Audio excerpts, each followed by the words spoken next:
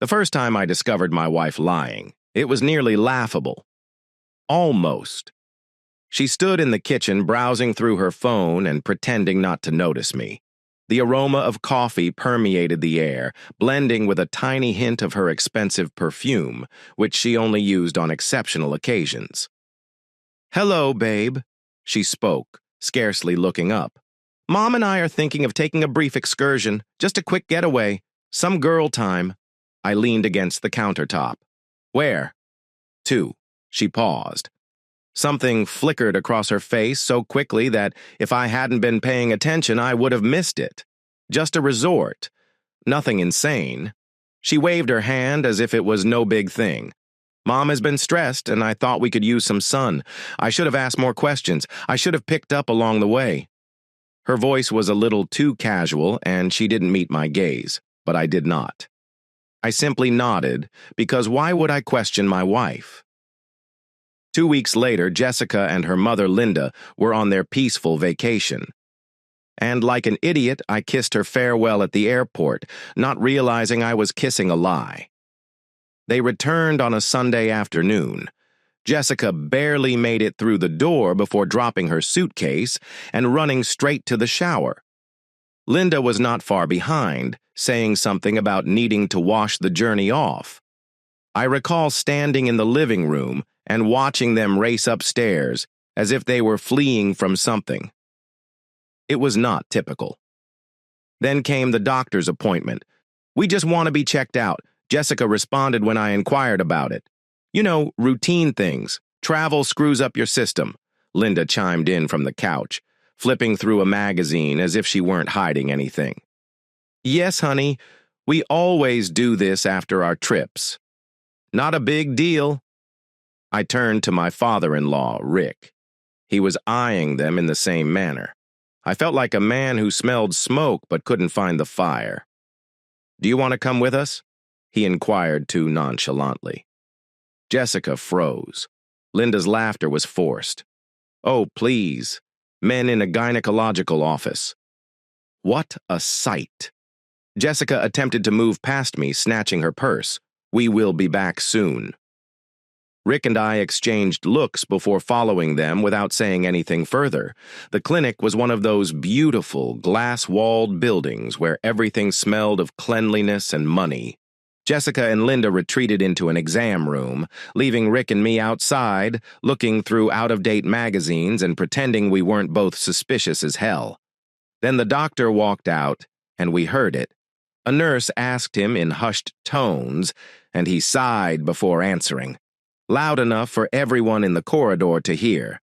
"Given the circumstances surrounding conception, we will need to conduct additional tests." Rick and I sat up simultaneously. I felt a chill go through my veins, a sluggish, creeping terror wrap around my ribcage. Jessica and Linda were still indoors. They had no idea.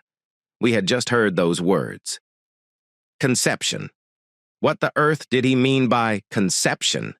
Rick and I locked gaze. The weight of that single word. Conception. It settled between us like a loaded rifle on the table. My mind was already racing ahead, trying to rationalize and mend what I'd just heard. Maybe there was an error. Perhaps the doctor was talking about another patient. Perhaps the examination room door opened. Jessica walked out first, fixing the sleeve of her blouse. Her look is unreadable, but Linda appeared pale as if someone had knocked the wind out of her. For the first time since they'd returned, she truly appeared nervous. They didn't expect us to be standing there, and I'll never forget Jessica's forced smile, the way her lips opened slightly in surprise before she caught herself. "What are you all doing here?" she inquired, her tone too casual. Rick responded before I could, waiting. Linda chuckled, but it was hollow. "Oh, Rick, don't tell me you're being an overprotective husband on me. We simply had a few checkups." I ignored her. My focus was on Jessica. What kind of examination? My own voice astonished me. It was steady, cold. Jessica curled her fingers around her purse's strap. Just the regular blood work. The journey left me a little dehydrated. She was lying. I could hear it in the odd rhythm of her speech, see it in the way she avoided my look. Rick breathed hard beside me. That's strange, he replied, his voice full of contempt. We just overheard your doctor mention something about conception, their simultaneous stiffening. That was the moment I realized something was extremely wrong. Jessica laughed, a dry sound. Wow. Okay. Is someone listening in now? That is classy. Linda jumped in and waved her hand. You must have misheard. Doctors converse about a variety of topics. But now Rick was getting closer to his wife. So if I ask the doctor what he meant, he'll tell me what you just said. Linda's jaw clenched, and Jessica immediately appeared enraged. Not afraid, not guilty, pissed. Oh my God, are you really making a scene right now? She snapped. We just returned from a trip. We are fatigued, so now you're accusing me of what? Being pregnant. Do I look pregnant to you? She folded her arms, changing her entire stance into defensive mode. She was doubling down. She fought back, and for a second, just a second, I felt the ground fall beneath me. What if I misheard? What if I created something out of nothing? But then Rick said something that demolished whatever uncertainty I had. I'm not stupid, Linda, he muttered, his voice low and shaking with repressed anger. Tell me now, are you covering for her? Linda did not speak. She didn't have to because of the way she tilted her head away and how her throat bobbed as she swallowed deeply. That was the answer, and that's all I needed. Jessica was still yelling, still trying to make this into a huge theatrical act in which she is the victim. But I stopped listening. I was looking at my wife, the lady I had made a life with, and realizing in real time that I didn't recognize her at all. I took a slow stride forward. She stopped talking, and I quietly questioned her. Jessica, whose baby is this? Her face lost its color. Jessica blinked for the first time since the whole ordeal began. She seems truly disoriented, like she hadn't expected me to cut right through her charade. Excuse me, she said, her tone sharp and defensive. I did not blink. I did not move. I simply let the question hang in the air between us. Whose baby is this? Linda shifted uneasily. She cast a quick glance at her daughter. But Jessica didn't glance at her. She looked at me. And in that instant, I saw it. The calculation in her eyes, the gears moving. She had two choices. Continue lying. Dig in. Try gaslighting her way out of this. Admit it. And pray for damage control. She selected option 1. Wow, she scoffed and shook her head. You're genuinely insane. Seriously, what is wrong with you? I just returned from a trip, and you're standing in a doctor's office accusing me of being pregnant with someone else's child. I did not flinch. Rick remained motionless beside me, his hands clenched so hard that his knuckles were white. Linda, on the other hand, fidgeted and wrung her hands, as if she wanted to say something but couldn't. I took a slow breath, my voice quiet and controlled. I will ask one more time. I asked, whose baby is it? Jessica scoffed again. Oh my God, you are mad! And then Rick snapped. Stop lying, Jessica! His voice echoed down the hallway, frightening a passing nurse. Linda gave a gasp. Jessica flinched. I'd never seen my father-in-law lose his temper before, but suddenly his entire face was flushed, his chest heaving with barely restrained fury. He turned to face his wife, his voice lowering to a murderous growl. You knew, didn't you? He hissed. You knew the whole time. Linda gulped hard. Tears welled in her eyes. But, before she could respond, Jessica burst. Oh, for God's sake! She screamed, raising her hands. Fine! Do you want to know? Do you truly want to know? She turned to me, her eyes filled with rage. This is not yours. 3 words, only 3 small words. And my world collapsed. My ears began ringing. My pulse slammed into my skull. I hear a loud roar in my brain. I knew it. I knew it as soon as I heard the doctor, but hearing my wife utter that with her own tongue, full of hate and malice, was like being shot in the chest. I opened my mouth, but no sound emerged. Jessica rolled her eyes. "Oh, don't look so shocked," she yelled. "You wanted the truth." "There it is. Are you happy right now?" Rick took a step towards her. "Who?" His voice sounded dangerously low. "Who's the father?" She laughed briefly and without amusement. "Like I'm going to tell you that." And that's when something inside me snapped. I'd spent years loving this woman, providing for her, and creating a life with her. And now she stood there, not just acknowledging her betrayal, but ridiculing me for it. I clenched my jaw, my voice trembling with wrath. "How long?" She smirked. "Long enough." That was it. That was the moment I realized our marriage was over. But I had no idea, and neither did anyone else, that the biggest surprise was still on the way because we heard it right as Jessica was ready to speak again. A voice came from behind us. A man's voice. "I think it's time to quit pretending." We all turned at the same time and stood there, calm as ever, with someone I never expected. When I saw him, my stomach fell. Mark, my best friend, stood there with his arms crossed, unaffected by the commotion happening in front of him. Jessica's attention moved to him for a half-second, just enough time for me to notice the absolute panic in her eyes before she concealed it with rage. Unfortunately, it was too late. That short second revealed everything. Rick stiffened beside me. His breath came out in rapid bursts, as if he was struggling not to lose it all. Linda. Her face paled and her hand shot up to cover her mouth. And Jessica. She didn't say anything. Mark stepped forward. "Come to peace." His dark eyes fixed on mine, and I think I detected the smallest grin. "I believe we should communicate," he said effortlessly. I could feel my own pulse in my throat. My best friend, the guy who had attended our wedding, the man who took my newborn son in his arms and told me he was proud of me. I had put my complete trust in him. I took a step towards him. My hands tightened so tightly that my claws dug into my palms. "Tell me you are joking," I said barely above a whisper. Jessica let out a loud, frustrated sigh and rolled her eyes. She mumbled, "Oh, for God's sake. Can't we do this here? This is quite dramatic." Rick turned to her so quickly, it was as if he had been shot from a cannon. "You cannot speak at this time." He let out a growl. Jessica actually flinched. Mark, on the other hand, did not even blink.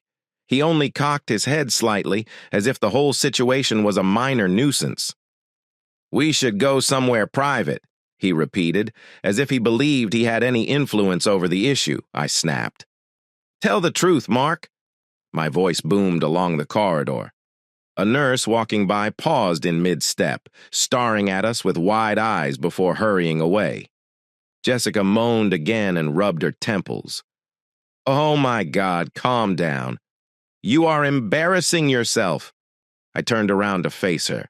"I am embarrassing myself." My voice cracked. Rage and devastation clashed in my throat. She genuinely smirked as if this was simply a minor quarrel that I was overreacting over.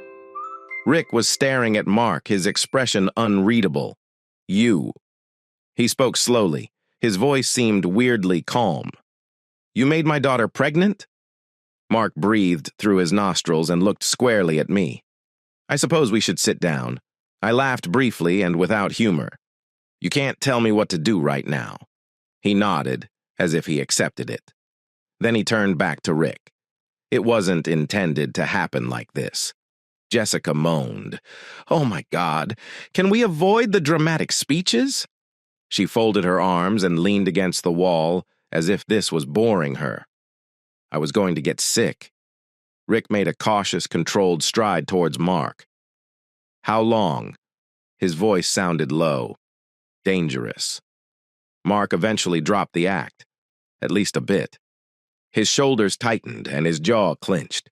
Jessica responded for him. 2 years. She spoke lightly. Everything ceased. I felt woozy for a second. Rick's face became absolutely blank. Linda took a sharp breath, as did Mark. He simply stared at the floor. 2 years. 2 years of lies. 2 years of treachery. My wife spent 2 years sliding into bed with me after being with him. My hands were shaking.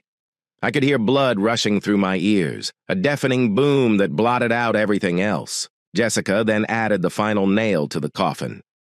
"Oh, don't be so astonished," she scoffed. "Honestly, I was growing bored with you. I can't remember relocating. I don't recall deciding to relocate. All I remember is Rick's arm crashing against my chest, stopping me as I lunged for Mark, wild with wrath. Jessica yelped and jumped out of the path. However, Mark did not even flinch. He simply remained there, his jaw clenched, watching me struggle against Rick's grip. Not here. Rick snarled into my ear. Not in a freaking doctor's office. I was breathing like a rabid beast. It took every ounce of my strength not to rip Mark apart. Mark did something that I'll never forget. He turned to Jessica and smiled softly, knowingly, intimately, like if they were exchanging a secret right in front of me, and none of us mattered. Mark's smile was faint, scarcely visible, but I noticed it. And as soon as I did it, something inside me fractured. I ceased straining against Rick's grip. I stopped breathing so hard. I paused everything, because that smile told me something even worse than the falsehoods. Worse than the cheating. Mark was not afraid. He was not ashamed. He wasn't apologizing. He had already won mentally. Jessica turned to him, arms still folded, and gave him a look. Not one based on guilt, not one of remorse, but one of sheer enjoyment. As if we were all having a meltdown over nothing. I took a slow step back. "Rick, let go of me. We're keeping an eye on things, probably wondering if I was going to attack again, but I did not. Instead, I surprised myself. I gave a short, breathless laugh, the kind that escapes when your body can't decide whether to scream or collapse completely. Jessica raised her eyebrow. "Oh, great. Here we go." Now he's going insane. I ignored her. I just looked at Mark, my hands still shaking, but my voice strangely calm. "You know what, man?" I said. "You actually did me a favor." Mark blinked. "What?" I gave another low chuckle and shook my head. "You are the entire thing. You just delivered me the most powerful wake-up call of my life," Jessica moaned. "Oh, here comes the self-righteous rant." Rick turned to her so quickly that she flinched. "Shut your mouth." His voice was pure steel. She did. For once. I looked back at Mark. "You stand there as if you've just won a prize," I replied, "as if you had just outplayed me. Like this is a damn victory." Mark did not answer, but the spark of something in his eyes indicated that I had struck just where I wanted to. I took a step closer, my voice becoming lower. I continued. "But let me tell you something, Mark. You did not win. You've inherited a nightmare." Jessica scoffed.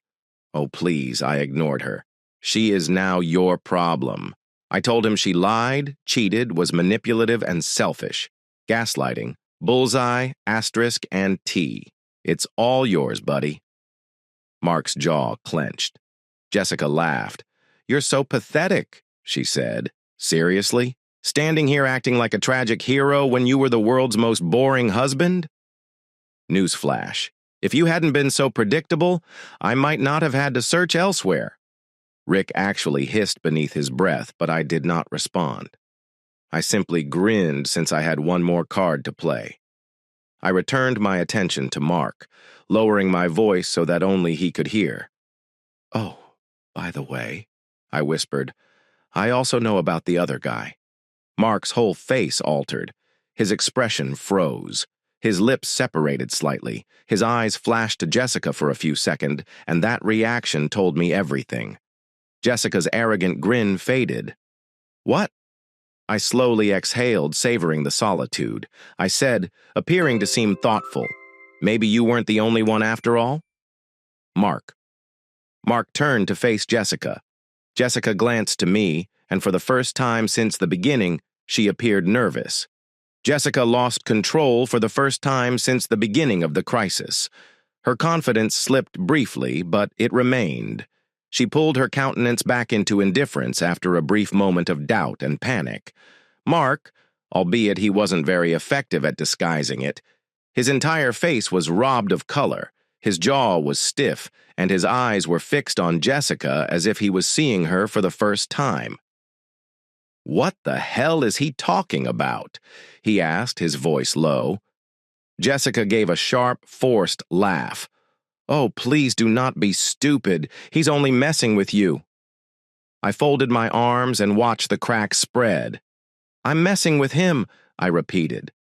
"Are you sure about it, Jess?" She turned to me, her gaze narrowing. "Dare me?" I smirked. "Ask her where she was on May 14th. Her face plummeted. Mark returned to her instantaneously. "What happened on May 14th? His voice was tighter now. Jessica scoffed. "Oh my God, do not tell me you're really listening to this. Answer the question." Mark's voice boomed through the corridor. Jessica's mouth jerked shut. Silence. Finally, she hesitated for too long. Far too long. Mark took a hesitant step backward. The realization sank in. He had assumed he was the one tugging the strings. He felt he had won everything, that he'd taken Jessica away from me. But now he saw what I had just figured out.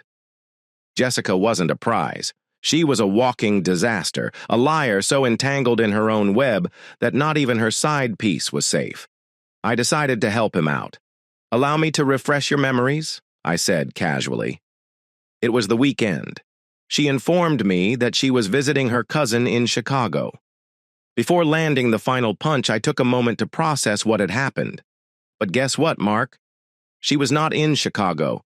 Jessica's entire body became tense. Mark took another step back while shaking his head. "No," he murmured. "No, it's not." "Go ahead," I interrupted. "Inquire as to where she actually was. Inquire about her true relationship." Jessica's gaze shifted to mine, and for the first time I noticed it. Fear. Pure, genuine, cornered animal dread. And it felt great. Mark was still staring at her, his breathing erratic, pleading for her to say anything. Anything. Jessica's mouth opened, then closed, before opening again. And I swear I saw the exact moment she understood there was no way out. Her entire posture transformed. Her expression became blank, and she did the most Jessica thing possible. She shrugged. So what? 3 small words. That was it. That was all she needed to say. Mark appeared as if he had been stabbed. Linda gasped from behind us. Rick ran a palm down his face as if he was about to throw up. And me? I merely let out a low giggle, because this was stunning. Mark betrayed me. Jessica betrayed me. And now they were both drowning on the same sinking vessel. Jessica sighed, like this was inconvenient for her. "Look, this isn't a huge deal. You are all acting like children. I had fun." Okay, that's all it was. It did not signify anything. Mark physically recoiled. It did not signify anything. Jessica rolled her eyes. "Oh, don't start." Mark's hands curled into fists. "You said you loved me?" Jessica snorted. "Oh my God. You really believe that?" Silence. Pure, awful quiet. Mark's whole face crumpled, and just like that, he realized he wasn't special. He was not different. He was just another moron she used and dismissed, just like me. Jessica sighed as she raised her arms above her head. "God, it's been exhausting." "Are we finished here?" Rick exhaled slowly, sharply. "You are the most repulsive, selfish little—" Jessica snapped her fingers at her father. She said, "Save the lecture, Dad. I'm not interested." I turned to Mark, who still appeared to have been run over by a truck. And then, softly, I murmured, "Congratulations, buddy. She's entirely yours." Then I turned to walk away. I did not glance back. I did not need to. Behind me, I could hear Jessica scoff. Mark breathed like if he were struggling not to lose it. Rick mutters curses under his breath, but none of that mattered now. I had an answer. Jessica wasn't simply a liar. She wasn't simply a cheater. She was proud of it. That is the bit that made my stomach turn. She acted as if all of this was a minor inconvenience, as if we were the problem for caring after she had won. I got halfway down the corridor when I heard footsteps behind me. I didn't have to turn around to see who it was. Mark. Hey. His voice shook, but he tried to sound tough, as if he still had control over something. We aren't done here. I paused, took a long breath, and then turned. Mark stood there. His shoulders tensed, and his fists clenched at his sides, as if challenging me to do something.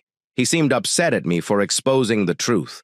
I stared at him for a long time. Then I laughed. I laughed directly in his face. That made him even angry.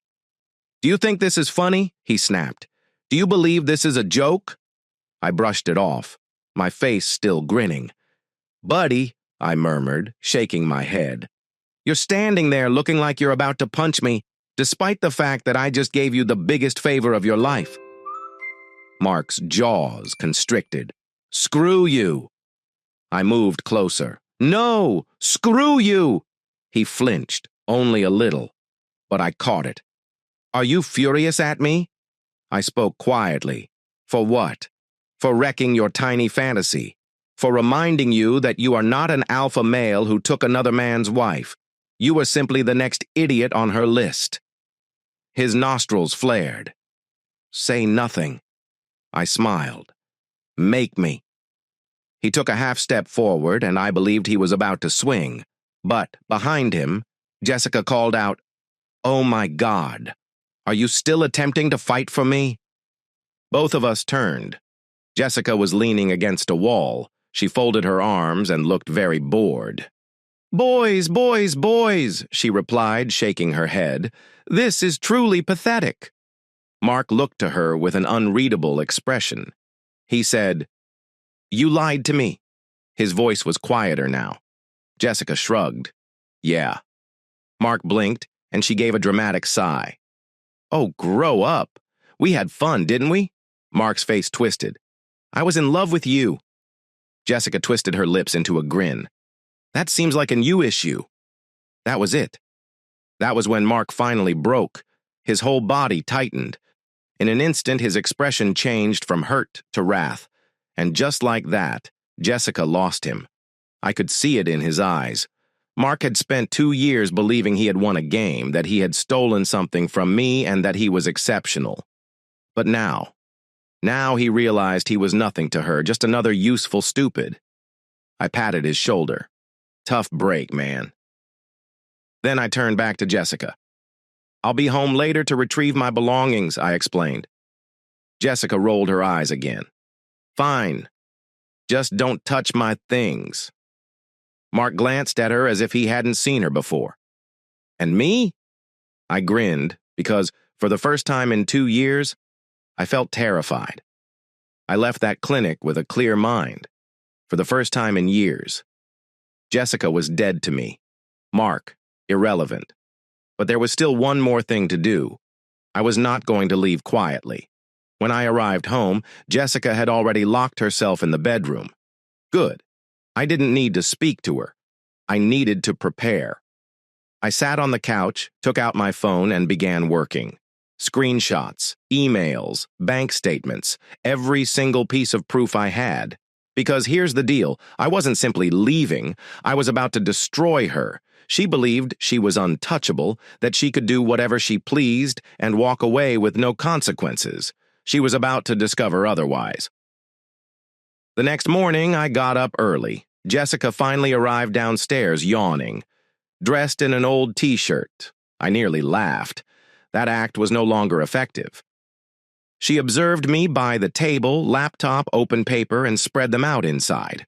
Oh, God. Are you really still being emotional about this? I looked up to her, calm, unshaken. I've already filed for divorce. She blinked for a second. Then she snorted. Oh, please, she grumbled and rolled her eyes, as if you had the guts. I slipped the folder across the table. She looked down and suddenly froze, because on top of that pile of documents was proof of everything. She had an affair with Mark.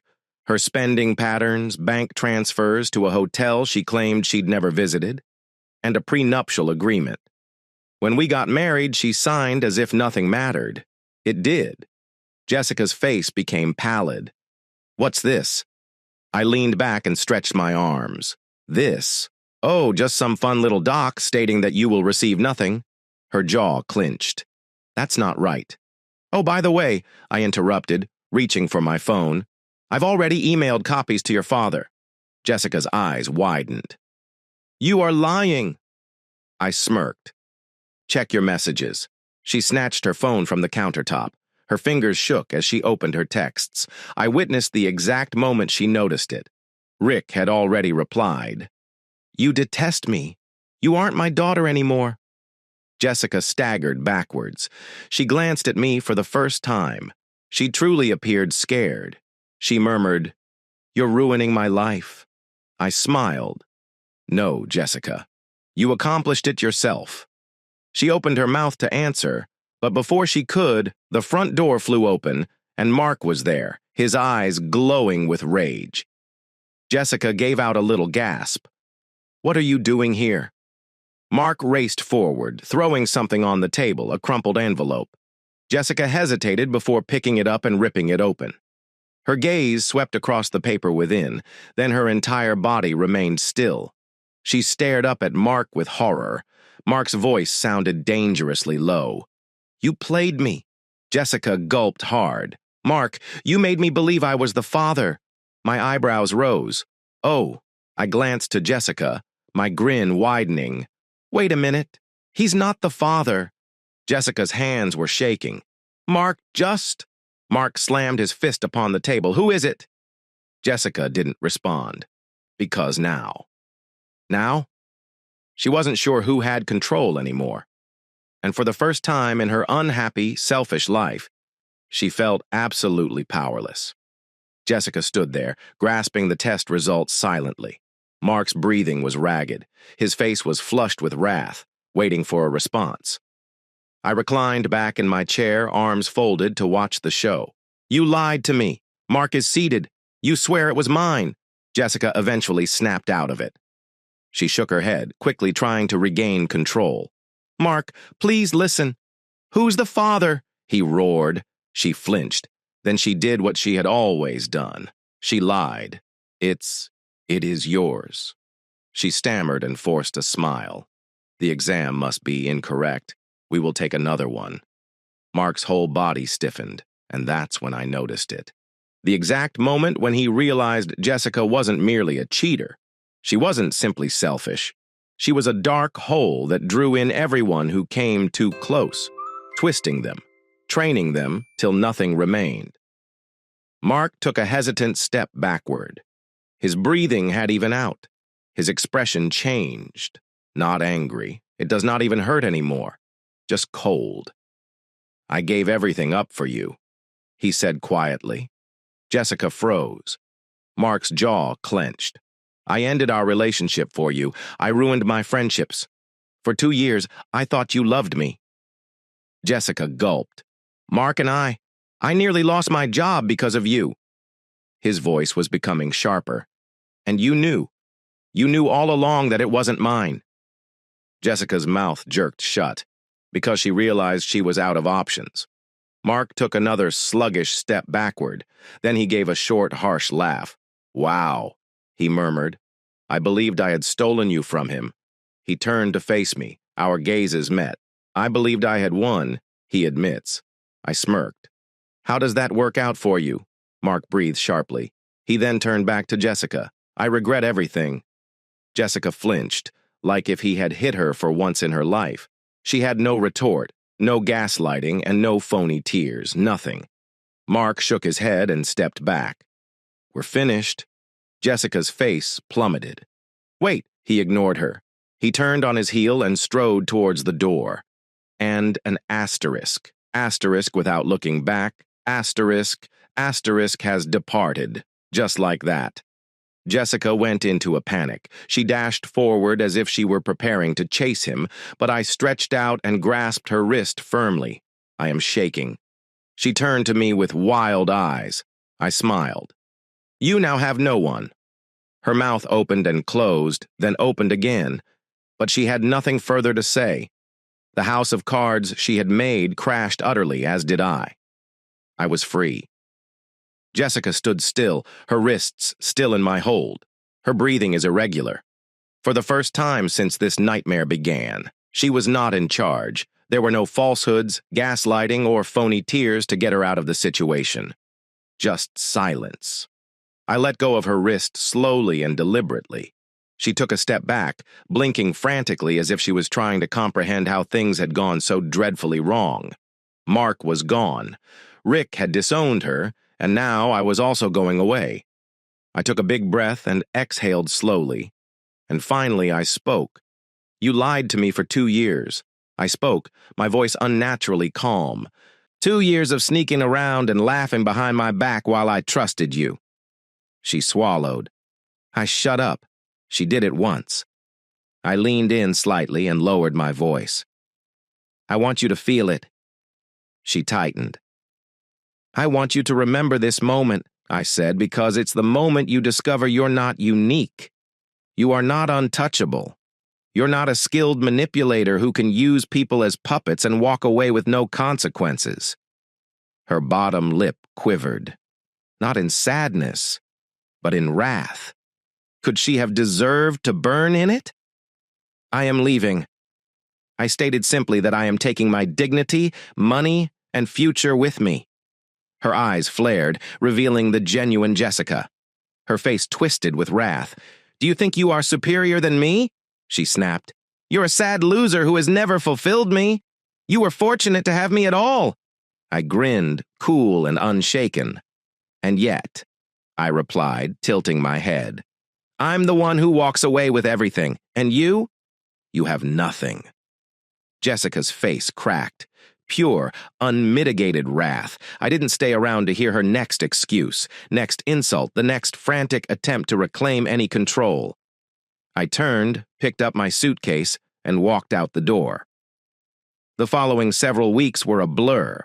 I moved out, changed my phone number, and blocked her from everything. Jessica tried. Oh, she tried to reach out, voicemails, emails, and even showing up at my workplace. But I ignored every attempt because I was finished, and for the first time in years, I felt liberated. A month later, I received one final update.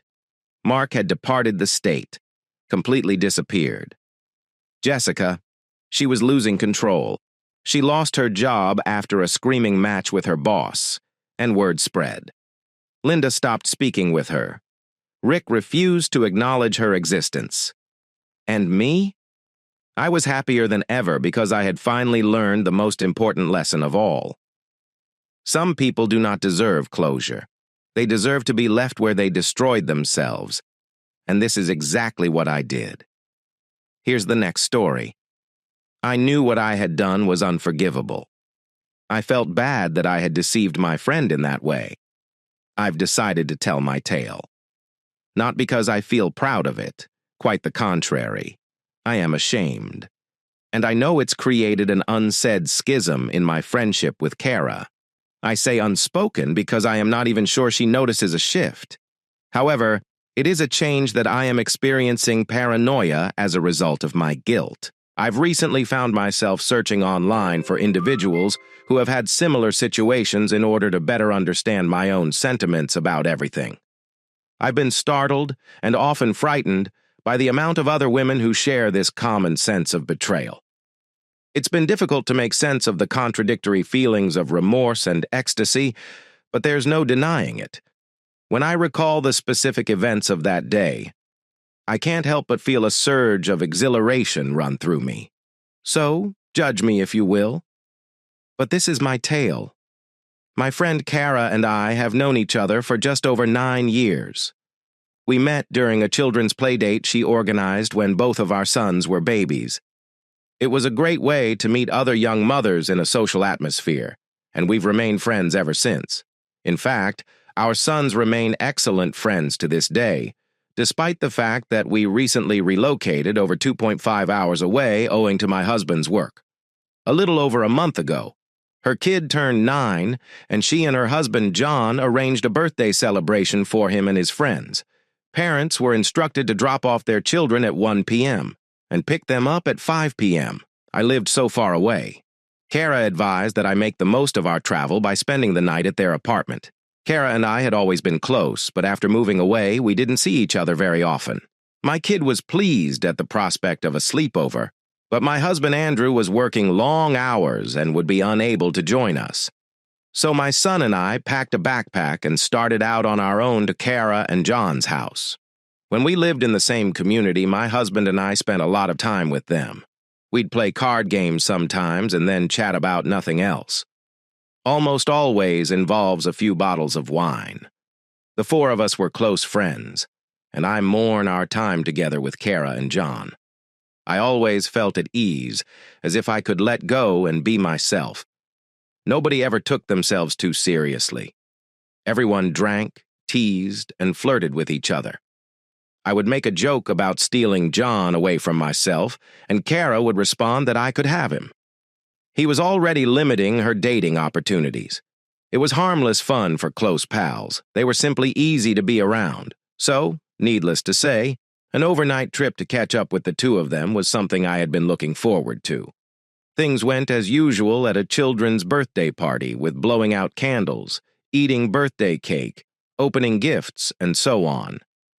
There was myself, Kara, her husband John, and 6 children while the kids finished their birthday cakes. Kara poured a bottle of wine, and we began to catch up on each other's lives.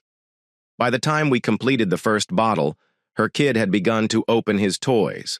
John had 1 glass, but Kara and I finished the majority of the bottle alone. It had been a long since we'd done this, and it was wonderful to unwind and catch up. Kara and I laughed and shared stories. John kept the kids amused by helping them put together one of the Lego sets their son had received for his birthday. He was a big kid himself. Kara eventually went downstairs to get another bottle of wine. John entered the kitchen with some of the now shredded wrapping paper and dumped it in the garbage. We bantered back and forth as we often did.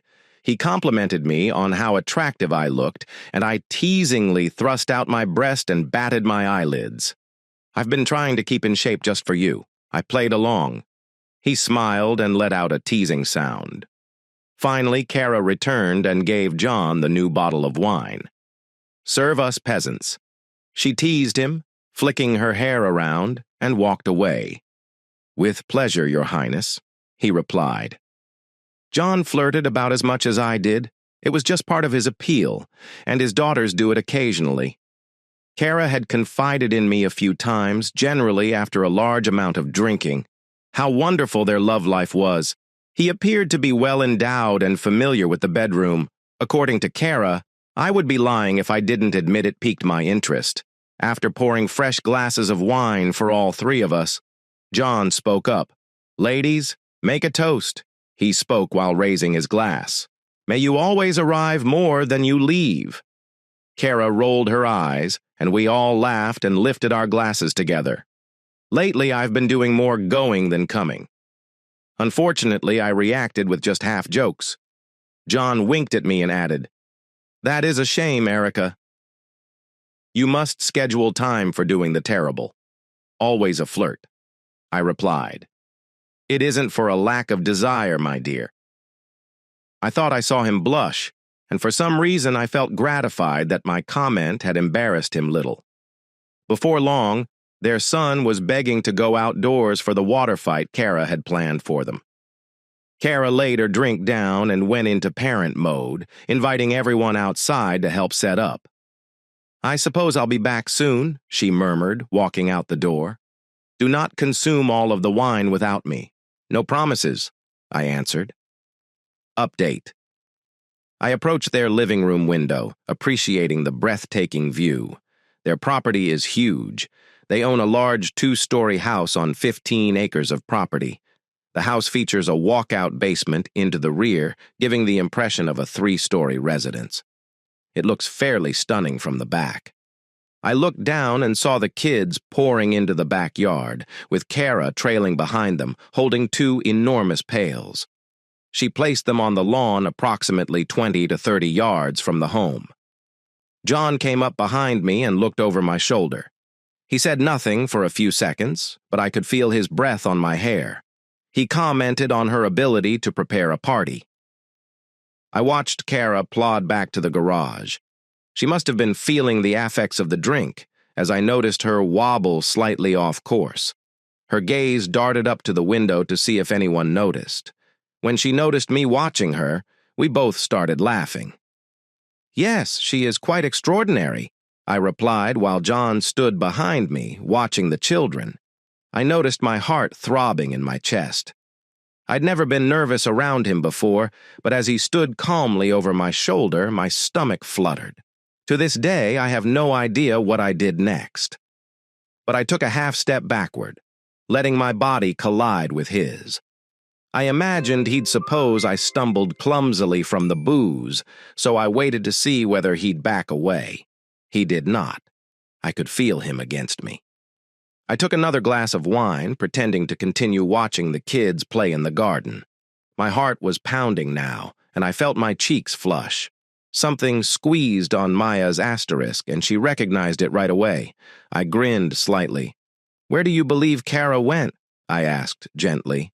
He answered, "Not sure," before I heard him take another drink.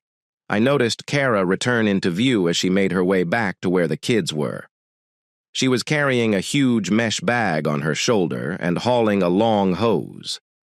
She moved to the center of the lawn, with kids swarming about her, and dumped at least a dozen different water guns. From little handguns to large super soakers, she had plenty to go around. The children hurried to choose their weapons. I felt John rest his hand on my hip and pull me tighter into him. It was exciting, and I was curious to see where this would lead. Kara looked to be assisting in resolving a dispute among a few of the children over who would receive the super soakers. She should have known they'd be the most popular.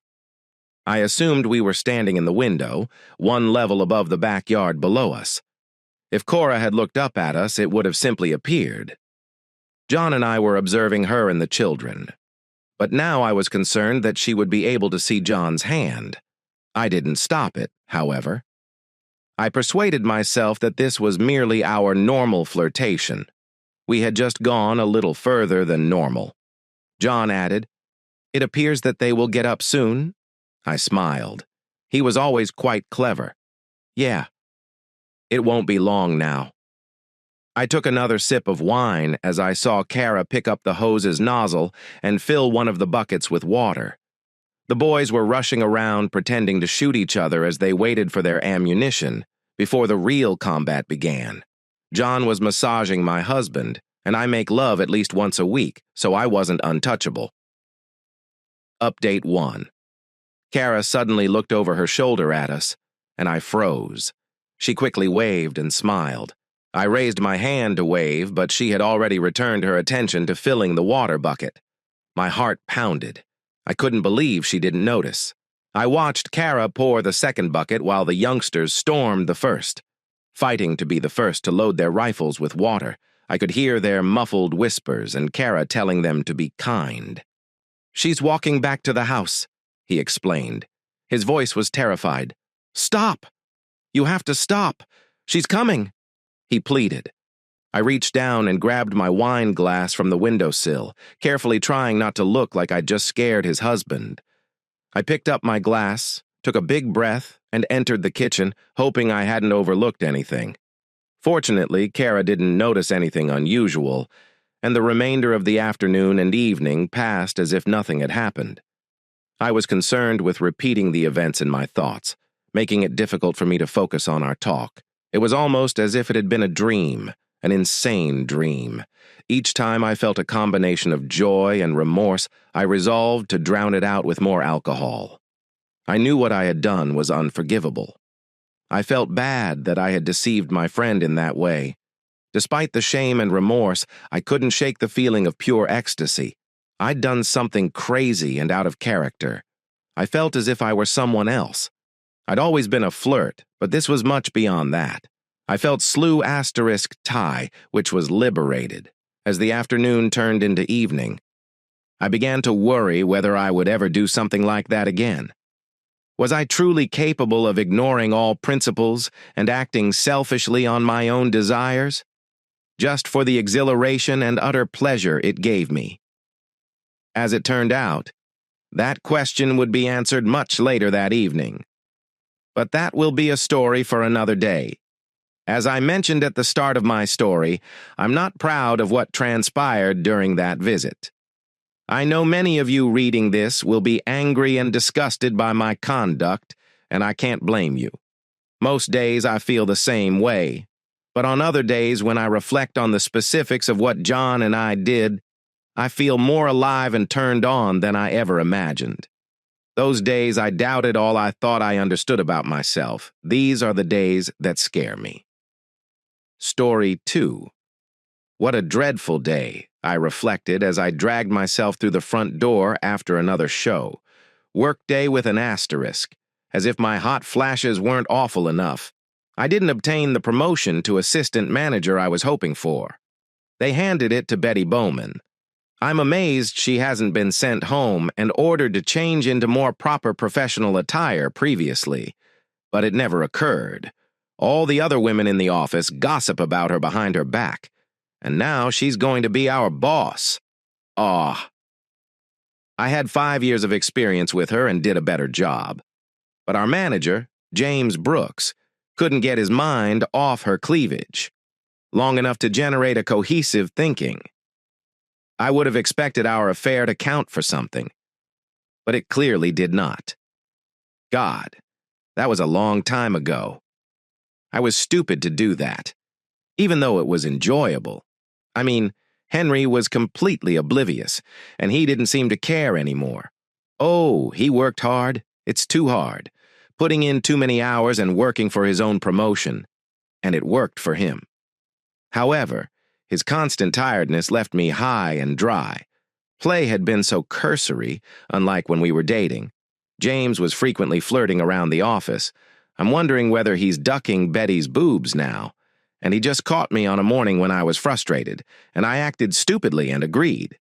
It was just so good to have a man pay attention to me again. That was the major issue with Henry. It wasn't so much the end of our play life, as it was that he stopped paying attention to me. We were more like friends with benefits, but not very many of them. But he worked so hard to get ahead that I couldn't complain. I never imagined having children to have such an impact on our play life. Our bedroom was just next to Adrian's, and I really didn't want our daughter to hear us. I know I clammed up while playing with Henry. I was quite vocal before we had children. But once they arrived, I never spoke up. Maybe he missed the encouragement so much that he assumed I wasn't interested anymore. With James, I could let go. Oh, it wasn't the first time in the storage closet. That was both dirty and fun. Once the initial duck was out of the way and I didn't have to be shy around him, he was able to obtain us a motel room, allowing me to unleash my inner banshee. I couldn't believe I had gotten away with poor Henry. He wasn't holding up his end, and I wanted more than he could provide. And I made certain that he never went without and that there were no shocks when he returned. Of course, James did not get away with it. His wife discovered that he was having an affair, and I guess I'm lucky that she never found out who she took James back to. But he had to end the romance. In a way, it was bizarre, like I was being dumped. But I knew it wouldn't last. We enjoyed 10 months of pleasure on the side. Then there was Michael. He was only a one-night stand, and he did not do anything for me. One-night stands are simple to pull off, unless you're simply unfortunate, and he didn't inspire me enough to want to attempt it again. That's when I missed my first period. Oh, God, I was afraid, but missing my period did not imply I was pregnant. It was the beginning of menopause, and I had started it early. He added an asterisk. Al, I was just 46. Menopause was terrible. I was moody. I had heat flashes. Damn it all. I still have them today, 7 years later. That's simply not fair at first. Menopause increased my desire to play for weeks at a time, followed by more weeks. I didn't feel anything. Finally, everything boiled down to a lack of interest in playing. Period.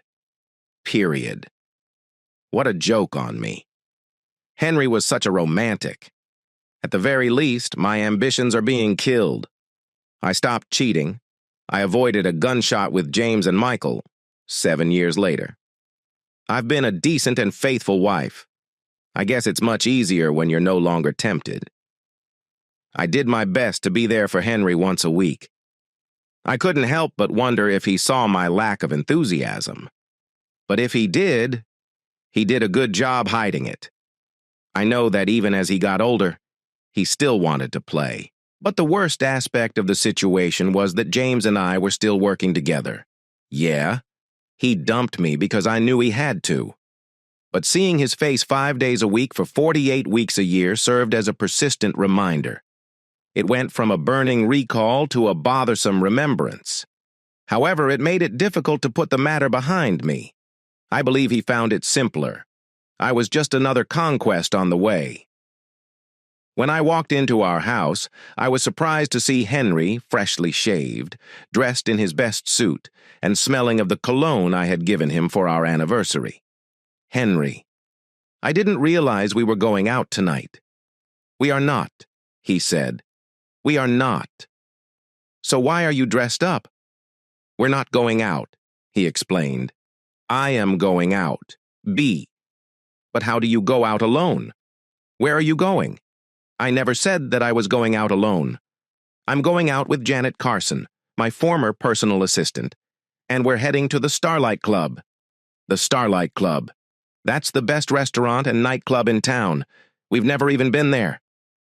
How can you take another woman there? We are married. That didn't seem to matter to you when you traveled there with James Brooks 10 years ago for your affair. I was suddenly struck into silence. What are you saying? I've never had an affair with James or anyone else. How could you blame me like that? Do you think I am a complete fool? Miranda.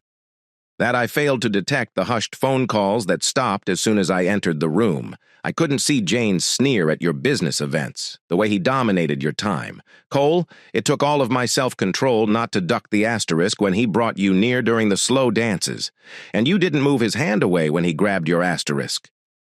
Unless you noticed me watching. You must have had a wonderful chuckle when you returned after the two of you went missing, and I smelled his on your breath. Didn't you worry why I didn't kiss you on those nights, until after you've washed your teeth? Why did you never say anything? Why didn't you stop me? To what end? You'd probably deny it, or perhaps just laugh in my face and challenge me to do something about it. No, Henry, I would never laugh at you. It was exactly that. It's only that I couldn't keep up my end. Wasn't that what you told your friend Sally Porter? Oh, my God. I mentioned it to Sally. She suspected I was having an affair, and I tried to defend it to her. But why the devil would she have told Henry? Besides, what could I do to stop you if you won't stop yourself? I couldn't keep an eye on you all the time, and I was not about to be your jailer. Why haven't you divorced me? My voice scarcely rose above a whisper as my tears streamed freely. Divorce and lose my home, children, and half of our possessions. We see our kids every other weekend and once a month throughout the summer. So why now, Henry? Why are you rubbing it in my face? That's been over for years, and I've been devoted ever since. Why? My dear, this should be evident. First, our children have left the house, so if you decide to divorce me, child support in the home is not an issue. We can just sell the house and divide the proceeds. Die! Divorce made me cry. I do not want a divorce. Then don't. It doesn't matter to me why you're rubbing it in my face. That's a good question. And my response is simply vengeance. You cheated on me because, in your words, I could not keep up my end. Of course, you never mentioned anything to me. Never offered me a chance to improve my game. As I'm sure you've noticed, I might have been able to forgive your prior transgressions. Leave them buried in the past. If you had put more effort into compensating for your loss of play drive. It's not like that, I insisted. I enjoy making love to you. I never considered it as just fulfilling my duty. That is really easy for you to say now, once the tea has hit the fan. However, this does not affect how I felt. We could have played some of the games you and James had so much fun with. Do you recall what you said when I mentioned some of the same ideas to you? I stammered. Allow me to refresh your memory. You stated that was sick. What kind of slot do you have for me? I'm guessing we both know the answer now, right? No, I replied. It was not like that. It was not. So I'm going to follow your example from 10 years ago and satisfy my desires elsewhere. As I previously stated, you may pursue a divorce, which I refused. I will not fight you since I do not believe it will be as burdensome to me as it would have been previously.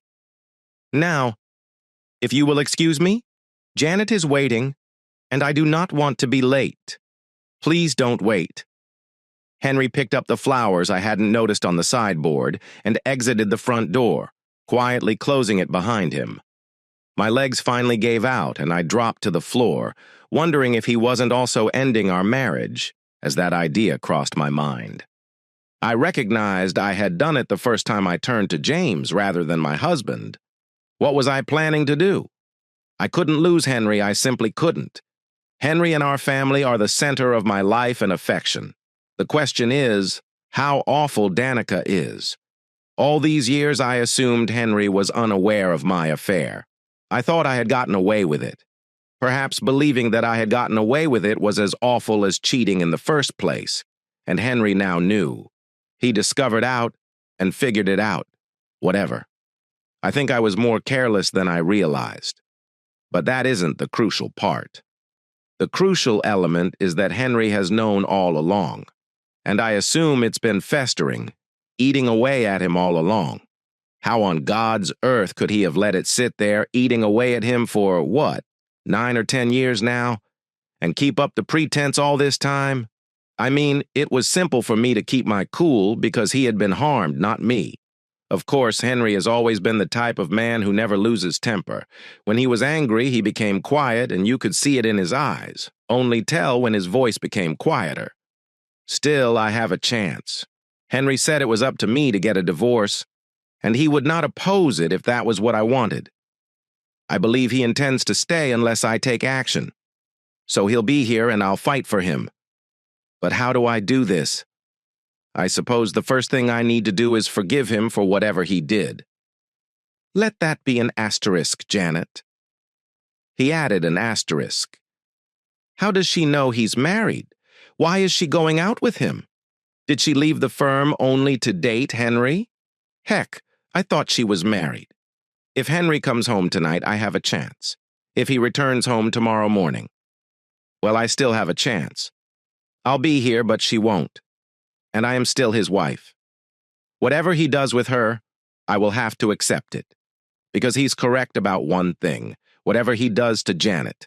I let James do this to me. I presume the goose came from somewhere. I know I'll hate it, but he wants his payback, stupid as it is, and I will only keep him if he gets it. Well, I know what I will have to do. I'll have to go see the djinn and see if there's anything she can do to help me, and perhaps a play therapist, someone who can assist me figure out how to reignite my passion. I had virtually fallen into Henry's big easy chair, the lazy boy in front of the television. I was astounded by what had happened tonight. If I closed my eyes, I could smell my spouse in his large recliner. I finally got up to make myself something for dinner. At least the kitchen was clean, but I didn't want to cook and wasn't sure what I wanted to eat. Finally, I dug out a chicken pot pie from the freezer. Henry enjoyed having them around for a quick hot lunch on weekends. After a few minutes in the nuclear machine, I'd have dinner. It wasn't much, and I burned my tongue on the hot filling because I forgot to blow on it to cool it. I only dirty a little plate and a fork, so I just threw them in the dishwasher with the following load. We had 200 ducking channels and nothing to watch. Around 10, I decided I wasn't going to wait. Henry had warned me not to, but I planned to be fresh and ready for him when he returned home. If he came home, he could take a shower and wash his teeth, and if he comes home tonight, maybe that asterisk will leave him enough for me. I knew exactly what I was going to do. I replaced the sheets on our king-size bed to our best microfiber ones, clean and white with a light comforter. Enough to keep us warm at night, but not too heavy to make love. Oh my God. I was reading the 6th chapter, where Mark and Jennifer finally make love. When I heard Henry had returned home, I was prepared and in a romantic mood, eager to be with my spouse. The bedroom door opened. Then he let out a loud boom. "Get out, Miranda! You can sleep in Simon's old room, but Janet and I are sharing this bed." Thank you for listening to today's stories. If you enjoyed listening, please like and subscribe if you haven't done so already. Also, leave a comment below to share your thoughts on what happened. Take care.